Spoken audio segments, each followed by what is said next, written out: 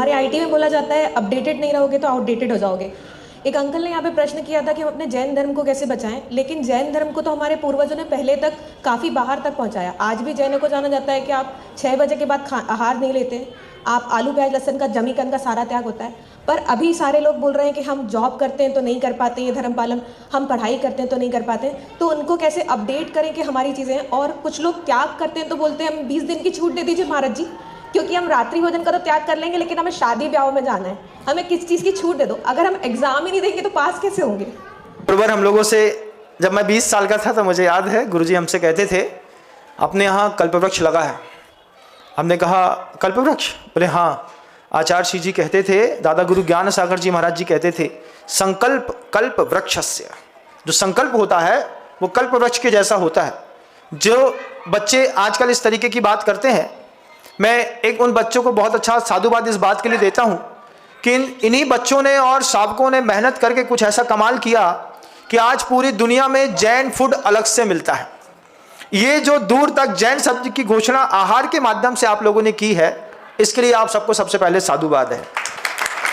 फिर देखिएगा, जो लोग कहते हैं 20 दिन की छूट दे दो, कोई कहते हैं शादी पार्टी की छूट दे दो, कोई कहते हैं संडे सैटरडे की छूट दे दो, उनका आत्मबल कमजोर है। अगर उनको हमारे जैसे साधु के सामने बैठा दिया जाए, 2 महीने का 15 दिन का एक सेशन दे दें, हम जिंदगी का लाइफ स्टाइल बदल देंगे उन लोगों का। लेकिन बच्चे आईटी सेक्टर में काम करते हैं, बच्चे आईटी सेक्टर में काम करते हैं या दूसरी जगह जाकर के काम करते हैं, चूंकि उनको कभी वैसा माहौल नहीं मिला तो घबराहट होती है। आचार्य श्री जी ने एक बहुत अच्छी बात कही थी, पुण्य हो या पाप, एक कदम बस आगे बढ़ा लो, फिर सब हल्का लगने लगता है।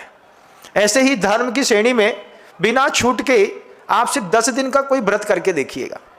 एक कोई ऐसा व्रत जीवन में करिए जिसमें किसी प्रकार की छूट नहीं लें। जिस दिन आप उसको पूरा करेंगे, आपको अंतर्भाव से खुद एक भाव होगा कि अब हमको इससे बड़ा वाला करना है, फिर इससे बड़ा वाला करना है। फिर आप बड़े वाले धर्मात्मा होकर के जैन शासन की प्रभावना पूरे विश्व में कर पाएंगे। आज पूरी दुनिया में वो लोग कहीं पर भी है, उनकी नमाज का टाइम हो जाता है तो वहीं पर नमाज पढ़ने लगते हैं।